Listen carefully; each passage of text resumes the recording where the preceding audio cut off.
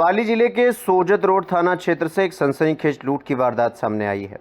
दरअसल मारवाड़ जंक्शन के रिसानिया गांव निवासी 73 वर्षीय बुजुर्ग रत्नाराम सिरवी के साथ उनके ही परिचित ने धोखा किया। आरोपी ने शादी का रिश्ता तय कराने के बहाने बुजुर्ग को सुनसान जगह तक बुलाया। रास्ते में पाचुंडा के पास चाकू की नोक पर 3 तोले का सोने का फूल लूट लिया। आरोपी चंदूराम सिरवी, जो बिलावास गांव का रहने वाला है, वारदात को अंजाम देने के बाद मौके से फरार हो गया।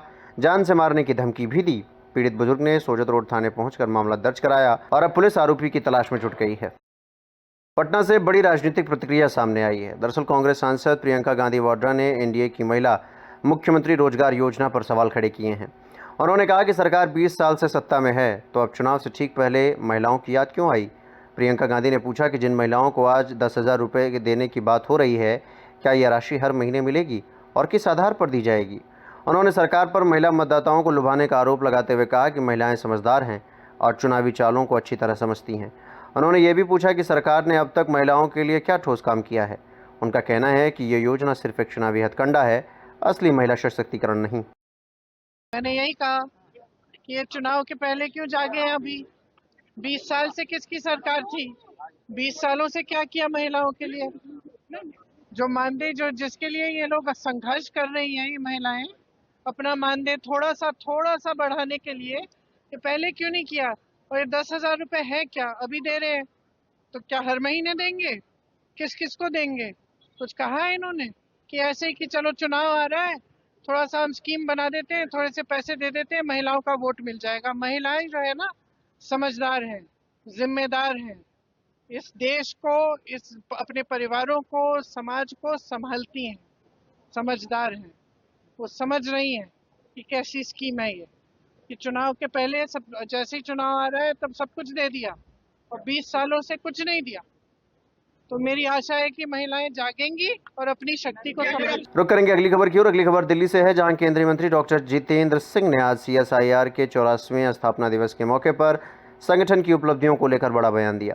उन्होंने कहा कि CSIR भारत सरकार की सबसे पुरानी और प्रतिष्ठित संस्थानों में से एक है, जिसका गठन भारत की आज़ादी से पहले हुआ था। इसकी एक खास बात यह है कि इसके प्रमुख स्वयं देश के प्रधानमंत्री होते हैं। डॉक्टर सिंह ने बताया कि इससे पहले उपाध्यक्ष देश के लोकप्रिय नेता डॉक्टर श्यामा प्रसाद मुखर्जी थे। उन्होंने कहा कि बीते 10 से 11 वर्षों में प्रधानमंत्री मोदी के नेतृत्व में विज्ञान और तकनीकी के क्षेत्र में कई ऐतिहासिक पहल हुई है।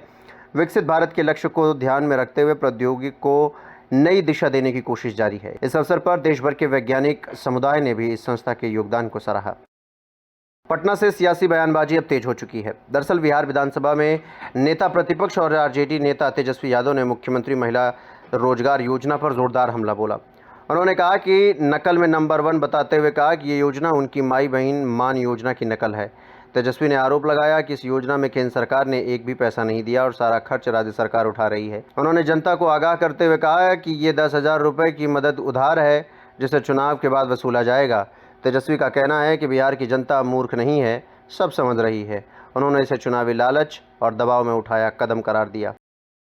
नकल में नंबर 1 है।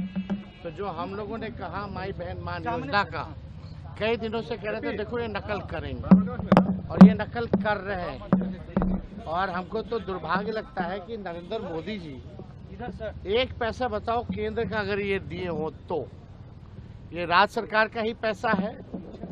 और ये 10,000 जो है इसके उपरांत जो है देने के बाद समीक्षा की जाएगी कि किसको देना है नहीं देना है। तो ये बिहार की जनता को बेवकूफ़ ना समझे नरेंद्र मोदी जी। इन्होंने एक पैसा केंद्र का इसमें नहीं दिया है और दबाव में मुख्यमंत्री और एनडीए सरकार को नकल करके माई बहन मान योजना का उस दबाव में एक ट्रांजैक्शन तो कर देंगे, 2 कर देंगे, चुनाव तक जितना हो सकता है पहले कर देंगे, लेकिन चुनाव के बाद ये जो दे रहे हैं 10,000 रुपये, ये उधार रूप है, ये वसूलने का काम करेंगे। तो बिहार की जनता सब लोग जानती है। दिल्ली से एक सकारात्मक खबर सामने आई है। दरअसल केंद्रीय मंत्री चिराग पासवान ने वर्ल्ड फूड इंडिया 2025 में मेघालय पवेलियन का उद्घाटन करते हुए राज्य की सराहना की। उन्होंने कहा कि मेघालय पवेलियन इस आयोजन के विजन को पूरी तरह साकार करता है। वर्ल्ड फूड इंडिया का उद्देश्य देश के सभी राज्यों को एक मंच पर लाना और खाद्य संस्करण में सर्वश्रेष्ठ प्रथाओं को साझा करना है। चिराग पासवान ने मेघालय के मुख्यमंत्री कॉनराड संगमा को बधाई देते हुए कहा कि राज्य ने प्रसंस्करण क्षेत्र में बेहतरीन प्रगति की है। खासतौर पर जैविक उत्पादों को बढ़ावा देने और स्थिरता बनाए रखने के प्रयासों की उन्होंने सराहना की। उन्होंने कहा कि मेघालय देश के लिए एक उदाहरण बनकर उभरा है। मेघालय का पेविलियन मैं मानता हूं कि वर्ल्ड फूड इंडिया की सोच को पूरी तरीके से धरातल पर उतारने का कार्य कर रहा है। वर्ल्ड फूड इंडिया का आयोजन इसी लक्ष्य के साथ किया गया था कि कैसे भारत के अलग अलग राज्य एक दूसरे के साथ आकर एक ही छत के नीचे एक ही मंच के ऊपर एक दूसरे के राज्यों में किए गए कार्यों को देखें, सीखें, समझें और जो बेस्ट प्रैक्टिसेस हैं उसको अपने अपने राज्य में उतारने का कार्य करें।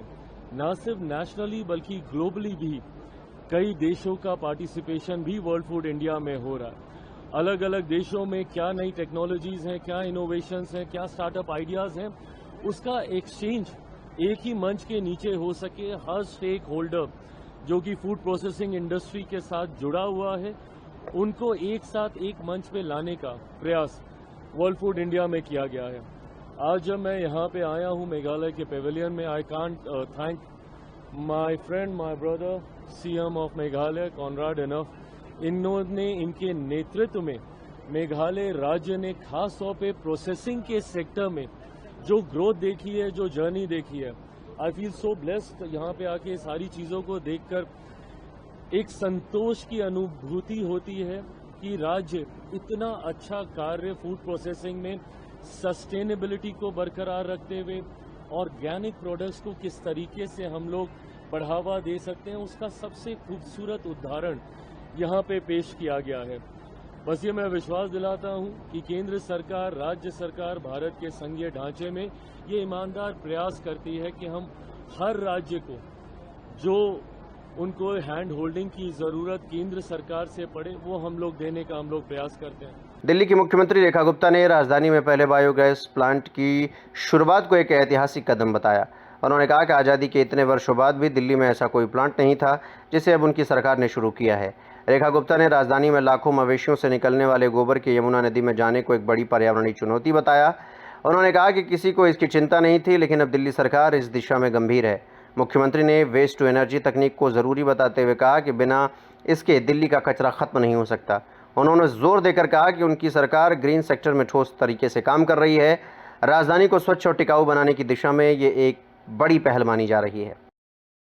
दिल्ली पूरी तरीके से तैयार है, दिल्ली को जरूरत है, देश को जरूरत है और मुझे लगता है कि वर्षों की ये जरूरत जो है जिसे दिल्ली में अभी तक लेके आया जाना चाहिए। आप सोचिए कि इतने सालों बाद, आजादी के इतने सालों बाद देश की राजधानी में पहला बायोगैस प्लांट लगना आज तक नहीं था।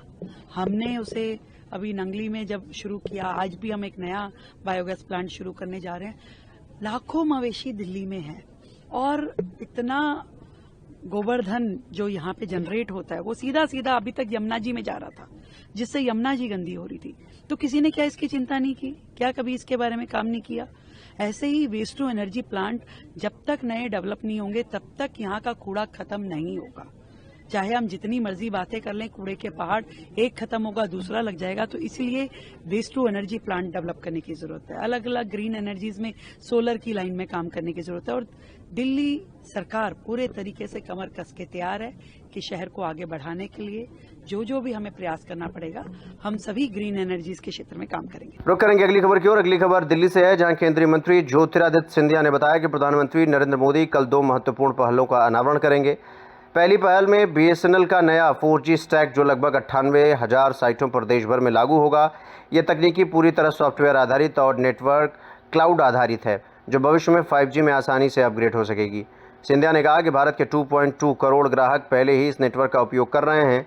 इसके साथ ही डिजिटल भारत निधि के तहत 100% 4G कवरेज का लक्ष्य भी रखा गया है। लगभग 29,000 से 30,000 गाँवों को इस मिशन के तहत जोड़ा जा चुका है। यह पहल भारत के डिजिटल सपनों को साकार करने की दिशा में एक बड़ा कदम है। ये CSIR का फाउंडेशन डे था आज, 84th फाउंडेशन डे। ये भारत सरकार के कुछ एक गिने चुने ऐसी एजेंसीज, इदारों में से है जो सबसे पुराने हैं और इसकी खासियत ये है कि हिंदुस्तान की आज़ादी से पहले इस संस्थान का जन्म हुआ था सन 1942 में।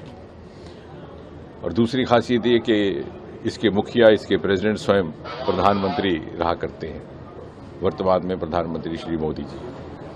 और तीसरी खासियत ये कि इसके सर्वप्रथम वाइस प्रेसिडेंट हम सबके लोकप्रिय नेता श्यामा प्रसाद मुखर्जी थे।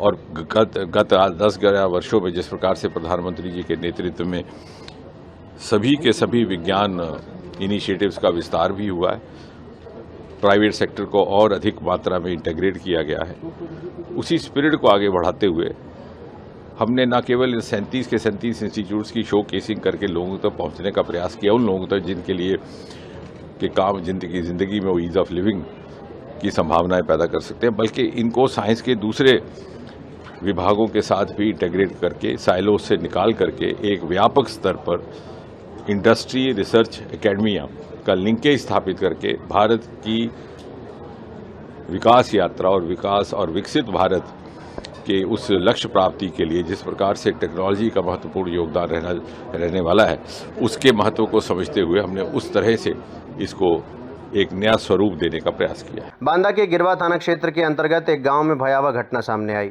यहां एक कलयुगी पुत्र ने अपने पिता पर धारदार हथियार से हमला कर दिया। घायल पिता को परिजनों ने आनन फानन में जिला अस्पताल में भर्ती करवाया, लेकिन डॉक्टरों ने उन्हें मृत घोषित कर दिया। पुलिस ने मौके पर पहुंचकर आरोपी पुत्र को गिरफ्तार कर लिया है और मामले की गहन जांच कर रही है। घटना के कारण और पीछे के विवादों की भी जांच की जा रही है। घायल व्यक्ति बब्बू सनाफ राजा राम 40 साल का युवक एक काजीपुर थाना गिरवा से लाया गया है और ये ब्रॉड डेड लाया गया है। ये पेट में चाकू मारने का मामला बताया जा रहा है और यहाँ ब्रॉड डेड लाया गया है। शव को जो पोस्टमार्टम के लिए जो है करवाया गया है, आगे कार्रवाई की जाएगी। हापुड़ में जुमे की नमाज को लेकर पुलिस अलर्ट पर है। सोशल मीडिया पर आई लव मोहम्मद पोस्ट के बाद मस्जिदों के आसपास भारी पुलिस बल तैनात किया गया है। संवेदनशील इलाकों में लगातार फ्लैग मार्च किया जा रहा है और ड्रोन कैमरों से पूरी निगरानी रखी जा रही है। हापुड़ के जिलाधिकारी अभिषेक पांडे और पुलिस कप्तान खुद मौके पर मौजूद हैं ताकि किसी भी अप्रिय घटना को रोका जा सके और शांति बनाए रखी जा सके।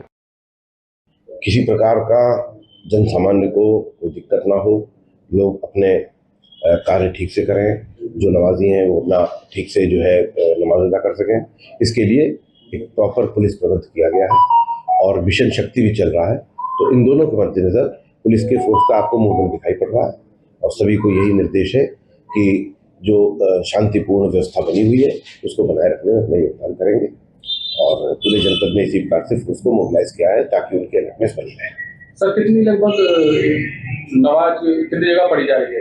ये सिटी में तो बहुत जगह, काफ़ी जगह नमाज होती है, देहात में भी होती है, उसकी संख्या 100 से भी अधिक जगह पर है जुमे की नमाज, मगर मुख्य रूप से जो शहर की जामा मस्जिद है वहाँ पर ये नमाज अदा करी। चित्रकूट में जुमे की नमाज को शांति और सुरक्षा के साथ संपन्न कराया गया।